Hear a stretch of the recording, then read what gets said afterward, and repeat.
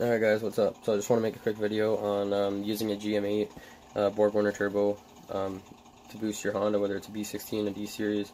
It doesn't really matter. We're going to get into the size of this turbo, when it will spool on your application, depending on compression and stuff. I'll give you guys a rough estimate of when it's going to spool and what kind of power you can make with it.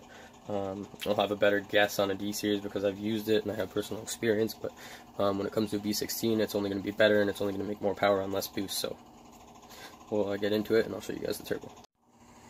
Alright, so this is the GM-8 turbo, and just for comparison, I don't have a very big hand, but it's a pretty good sized turbo. But the specs on these actual turbos are, as far as I can find, the specs on the compressor side, the compressor wheel is a roughly I think it's a 56.5 mil or 57.5 mil. So it's a 50 trim compressor wheel, but it is like a 57 or it's like a 57.5, almost a 58, I'm pretty sure. So it's a decent size. And then the compressor housing itself is a 0.60 AR on the cold side. So the housing's a pretty decent size, but overall the cold side altogether isn't actually as big as people think on these turbos. Now the hot side, this is obviously looks all hacked together and stuff, but it worked all year. It's an 11 blade 77.5 mil, I believe, or 76.5 mil. The specs on these are very all over the place because it seems like everyone that's posted anything about these, they don't know the specs 100%. Some people think it's only 10 blades. This one has 11, so it's just, I haven't found 100% specs on these, and I haven't measured it myself, so I can't give you guys 100% for sure the size of it. But based on my research and just looking at the turbo, it's pretty close. And then the AR housing for the compressor side is 0.70. Compressor housing on the, or sorry, turbine housing. So yeah, that's the specs of the turbo. And basically, the whole point of this video is I wanted to explain to you guys roughly when it would spool if you had a Vetera build or if you had a B16. So starting with the Vetera build, if you have a low comp, it's gonna probably, like if you have like a standard length low comp Vetera build or something similar to that in that compression range, it's probably gonna spool around 54 to 57-ish, depending on the gear and the load that's the car's under. Now on standard length Vetera build, it'll spool probably, I don't know, you could say 300 to 400 RPMs earlier than that, with a little bit higher compression. And this is running an open up pipe, straight open up pipe, 2.5 inch intercooler, in and out, inlet, outlet, or sorry, the inlet and the outlet on the intercooler is 2.5 inch, the outlet on the turbo is 2.5 inch, everything, all the piping is 2.5 inch, so it's a full 2.5 inch intercooler setup from the compressor housing here, and that's basically what I run, and that's where it spools on mine and on my buddy's build, which we actually used this at the end of the year with my manifold and stuff, and we ended up running a 12-1 at 114 on around 26 pounds of boost. Now we were having some issues. We don't know if it was the intercooler was maxed out or if it had something to do with his cam timing, but for some reason from 20 to 26 pounds it was not picking up really anything, and it should have been. So there could have been a few reasons for that. It could have been something to do with the turbo bleeding off too much of the efficiency, but we think it has something to do with his intercooler or cam timing, because that seems like the most likely culprit. But anyway, on his build, like I said, he's got the standard length and his spools about 300 to 400 RPMs earlier than mine. We ran a 12-1 with a long geared Y7 trans, open diff. We had, I think he was running 22 by 15 by 8 Mickey Thompson ET drags, or sorry, I guess it'd be 22 by 8 by 15 Mickey Thompson ET drags. And with the open diff, once we got the burnouts down and we got both wheels spinning every time we did a burnout and got both of them heated up, we were actually getting 1.7 60 foots by the end of the day. I'm not going to tell you the tire pressure we were running, but we were getting good 60 foots with an open diff. He did have an LSD in it, but we broke an axle inside of it. We couldn't get the piece of the axle out, so we ended up switching to a Y7 trans. And yeah, so with the longer gearing, and it comes out of boost just the tiniest bit in between, I'd say second to third is probably the worst. Third to fourth isn't too bad, at least from what I noticed on mine. So yeah, with a shorter geared trans, you're going to stay in boost the whole time and not have it come out at all. So it's just going to be better as long as you can hook. Now the longer geared trans seems to work really good coming out of the hole for the 60 foot. So it would be kind of cool to kind of Frankenstein your own tranny together, I guess, for this setup. But yeah, so on that, that's roughly where you're going to spool on a D series, and that gives you guys like a rough idea. And I would say on 20 pounds, because the weekend before on 20 pounds we were running consistent 12.4s with two of us in the car at about 112, and that's where I'm saying it didn't really pick up anything from 20 to 26 pounds. We were running 94 octane pump gas. He did have a little bit of Q16 in the car left from him a little bit earlier in the year, so it was kind of a mix. It might have been like, I don't know, maybe like 96 octane. So it wasn't like we had enough octane for the timing we were running. We were pretty safe with the timing, especially in the higher boost levels. But yeah, it just wasn't picking up. So whatever the issue was there, whether it be the intercooler, the cam timing, or maybe we were bleeding off too much of the turbo efficiency with the vacuum tees and stuff and not having a proper boost controller. Could have been a few reasons, but that's that. And that gives you an example of oh, and for horsepower perspective, it would have been probably around 300 horsepower on 20 psi, maybe a bit less. And I think on 26 we probably picked up 20 horsepower, and I think we picked up more torque than we did power, to be honest, by the way it was 60 footing and the mile per hour on the quarter. It seemed like we picked up more torque and just a tiny bit of power. So I think it was just over 300 on 26 pounds when it should have been probably upwards of 350, 360 or more.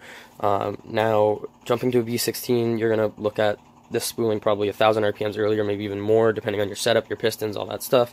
But you're going to be looking at early 4,000 spool, early to mid 4,000 spool on a B16, and I mean, like I said, with a B16 you can make more power on less boost. So I think on 20 psi, honestly, this thing on 20 psi on a B16, my personal opinion would be close to 400 or just over 400, and I could be wrong, it could be even more than that, but I definitely think it would be high 390s or low 400s on 20 pounds on a B16 with say 94 octane pump gas. Run a higher octane, you can get a little more out of it with the timing and stuff, obviously. But yeah, so it's definitely usable on Honda, and that's the whole point really behind this video, is because I did see some conversations on threads on Google or dseries.org. I can't remember exactly what one it was, but I seen a thread about someone using it for a high horsepower B16, and everyone was saying, no, throw it out, it's going to spool way too late, blah blah blah blah blah. No, don't throw it out. You're getting a very similar turbo to as if you bought a GT3071R, very similar to when it spools. I think it just has a slightly smaller compressor housing. I'm not super familiar with those series of turbos yet, even though I would like to get a GT3076R for my car eventually when I decide to like go over 600 horsepower. That's a turbo I know that's capable of doing it, but I would more relate this to the GT3071R in terms of when it spools, and the overall size. The compressor housing I still believe is smaller than a GT3071R would be.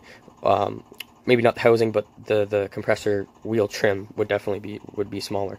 So from what I've seen, the GT3071R spools, like I said, identical to this. I just don't know the power differences it makes once it comes on to boost, but I would really like to dyno this, rebuild this turbo, do a few things to it, and use it again, and actually dyno it and see what it is actually capable of on a Viterra build low comp D series, and that will really give you guys an idea, you know, if it can make 400, 420, or even a little under 400. If it can make anywhere in that range on a D series on high boost, then it should have no problem making over 500 on a B series, if not more, depending on your setup, like I've said a few times. So the only other thing I want to mention about these turbos is they do have built-in restrictors, restrictor tunnels inside of them, and I think that's why if you look at the factory restrictor fitting, it's massive. It's probably like, I don't know, probably I'd say 1/8 of an inch is probably roughly the size of the hole, whereas right now I'm running an external fitting, and it's a 70 thousandths restrictor, I believe. So it's a little bit bigger than what you'd run on like an eBay turbo for a Honda, but that's because, like I said, this has built-in restrictors, and I noticed last year when I first ran it with no restrictor at all, it was smoking a bit. Now whether that was because it needed a rebuild or because I had the C-clip in the wrong, or the it's kind of like a little C-clip piston ring thing that actually seals these, and I think I might have had it upside down, and that could have been why it was leaking a bit of oil out last year. Now I can tell by looking at it now it definitely needs a rebuild, but the restrictor fitting seems to be working fine. It doesn't have any more shaft wear than it did at the beginning of the year, maybe a tiny bit more.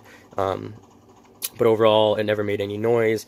It always seemed to make consistent boost, and yeah, so I think I'd like to rebuild this, get it all tidied up, get this wastegate welded up better, or even try to find a whole new exhaust housing for this side and get something properly made so I know the wastegate isn't have any leaks at all, because I did just weld with a flux core welder on cast, and I mean, it seemed to work like I said, but it could be losing efficiency out of that, and that's like back to the point of cam timing, intercooler, or losing or bleeding off too much efficiency of the turbo. Yeah, so just the whole point of this video is just, can you use one of these on a Honda? You definitely can. You can use it on a D series, you can use it on a B series. The bigger engine you go with, the bigger displacement, the more compression, you're obviously just going to have it spool earlier, and it's going to just make more power than what it would on a smaller displacement engine with regardless of compression. The more displacement, the more power it's going to make on the same amount of boost when it comes down to it. So yeah, I think on a B16 this thing would be absolutely awesome. It works great on the D series, and I can't wait to see, if I do rebuild this, what it would make, what it will make when I put it on a dyno. I think the efficiency is probably going to run out around 28 pounds. I don't think it might make a little bit more than that, but I think this turbo is probably going to max out around 30 to 35 psi, and I don't know if it's going to have the efficiency up there as it does between 20 and 30. But that's where we'll get it on the dyno and find out and see how much power we can make with it, and then you guys can kind of relate that to your build. So GM-8 turbo, GM-8 Borg Warner turbo, usable for a high horsepower Honda? Yes, you definitely can use one, and I would suggest trying it, especially if you have a B16 or even a D series build. Like I said, with the D series build, you probably prefer a shorter gear trans and not a long gear trans. So have a good one, guys. Subscribe. If you have any questions, let me know. I haven't really seen too many videos on this, and that's why I made this. And I'm willing to make another video on this if there's other stuff that needs to be cleared up, but I feel like that gives you guys pretty much all the info you need to know. And like I said, if I rebuild this and get it on the dyno, then we can actually see what this is going to make on a low comp Viterra build for power, depending on whether I switch my pistons or not. I might go with CPs, so if I do, I'm going to have a little bit higher compression, and we'll have to accommodate for that. But the only thing we're going to have to accommodate for is more power, because, you know, higher compression, more power, quicker spool, all that stuff. So have a good one, guys, and we'll be back in the next video with my new shell.